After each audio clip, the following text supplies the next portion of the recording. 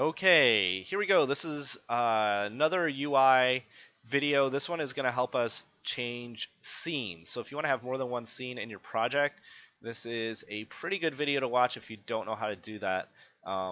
It's going to build on the video I did just a second ago. Well, I don't know when you watched it. um, but it is the video I did on UI. It's going to build on that one. So this is going to be Unity 2018 scenes. Oops, spell scenes. 2D template, and there we go. So if you didn't watch the one on how to work buttons and things like that in the previous video, you might want to check that one out. I'm going to go through and do everything again. I'm going to go through it much faster though. So if you miss anything or something's not really lining up, go and check that other video out. It's a short one, but it gives you a lot of information on buttons and how we link them up and stuff like that. So just another resource for you to check out as this thing loads up here. So we're going to make two scenes, and we're going to flip back and forth between them with buttons. That's what we're going to do. So here is my scene here. I'm going to make this background white. And I'm going to create a button here. With our canvas, we're going to change our render mode.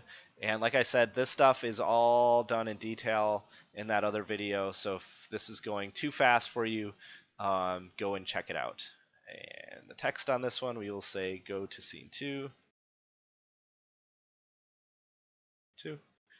And there we go. I want to save scene as, I'm going to call it scene 1. Go. And that's good. Now we have this wonderful button that says we're going to go to scene 2. What I'm going to do is I'm going to make, we haven't done this before, so I'm going to make a game object. Remember, all scripts that we create have to be attached to a game object. And I'm going to create a game object that the only thing it's going to do is hold on to the script that's responsible for changing scenes. And it just helps us keep things a little bit more organized. So I'm going to right click over here in our hierarchy and say create empty. I'm going to click on it once and call it scene controller. Go. And then down here, I'm going to right click, create C# script. I'm down here in the assets window. And we will call it scene controller. Remember, no spaces.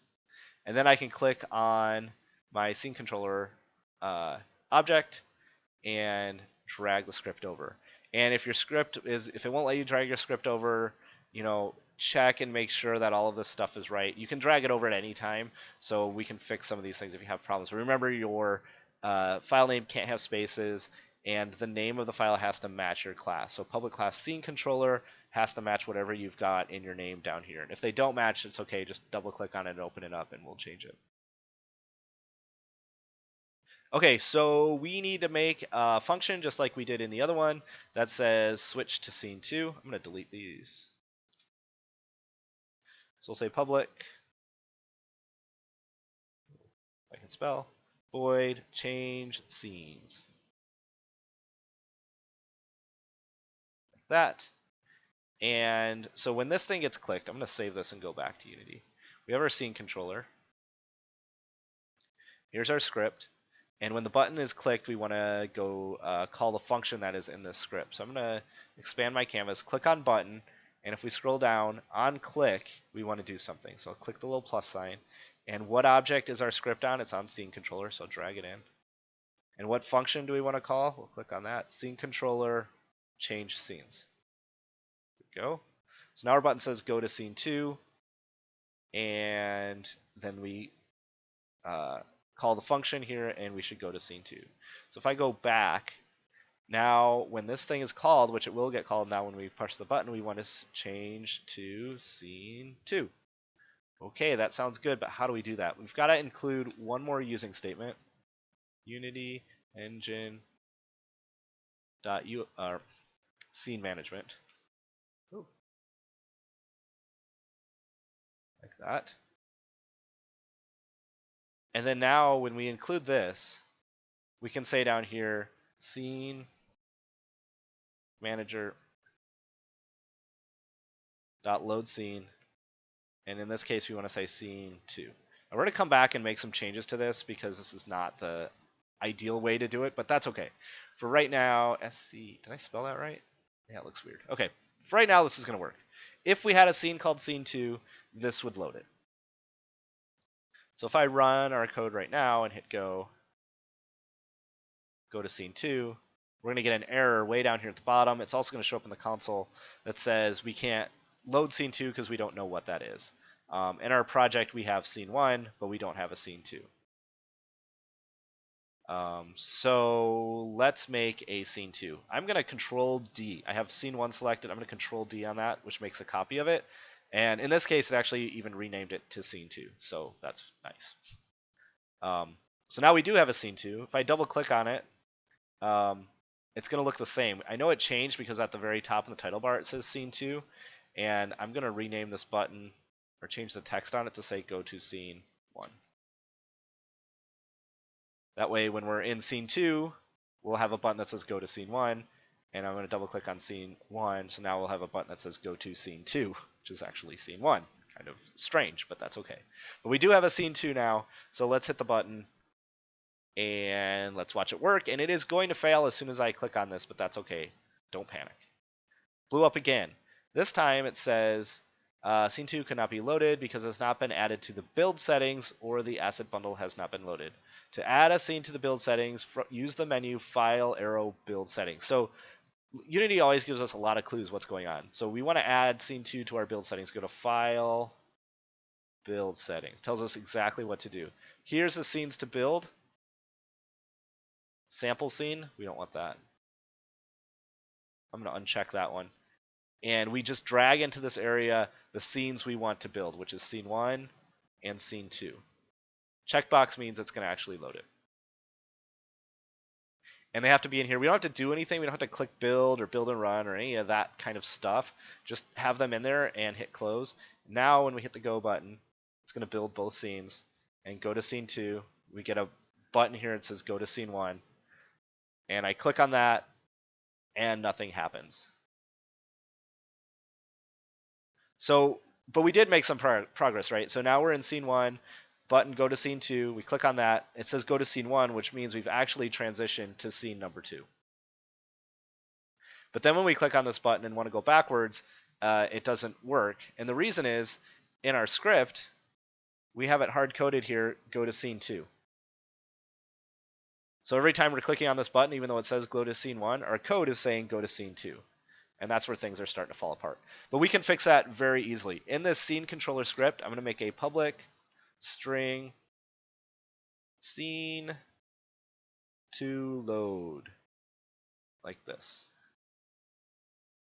This is the name of the scene to load. So instead of hard coding this here, we're going to have this variable that can change depending on what scene we're in. So I'm going to copy that and paste it down here. So now whatever we decide to populate with this variable, that's what scene we're going to load. And we're going to set this up inside of Unity. So I'll save this and go back. Here's my scene controller. We are in scene 2. So the scene to load, now we have a parameter over here on the right. And it's going to be scene 1. And whatever you type in here has got to match whatever the name is down here. So scene to load, scene 1. And if I save this scene and go to scene 1, now we've got to do it here as well. Scene controller, scene to load, scene 2. Scene is a weird word, and saying it over and over again is very strange. And the spelling looks all bizarre, but I'm sure it's right, and I'm just overthinking everything. All right, so now I'm going to save that. So we have scene 1 right here, a button that says go to scene 2. We have our scene controller with the variable set to scene 2. We have scene 2 with a button that says go to scene 1. If we look at our scene controller, scene to load is scene 1. So now if I hit play, we can bounce back and forth between them.